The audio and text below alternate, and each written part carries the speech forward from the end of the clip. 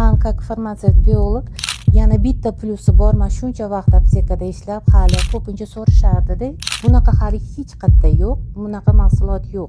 Man как farmatsevt biolog aptekani uzoq vaqt yurg'izganman. Aptekaga kelib ko'pincha so'rashardi-da. Kollagenni baliqligi yaxshimi, yo'q hayvonniki yaxshimi deyishadi o'zi.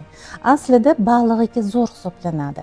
Nimaga? Chunki u nisko molekulyarniy deyiladi. Bu degani juda ham mayda bo'lgani uchun to'qimalarga juda ham zo'r singadi-da, ichaklarda zo'r so'riladi.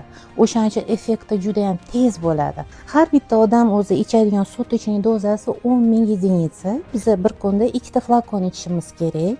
Uyg'onganda organizmni uyg'otib olishimiz uchun 1 stakan iliq suvni ichib olib, ana undan keyin bu flakonni ichiladi. Xoling ertalab bitta, kechqurun bitta, xoling 2 tani srazu ertalab nahorga ichiladi. 3 kunning ichida siz уже effektini sezasiz.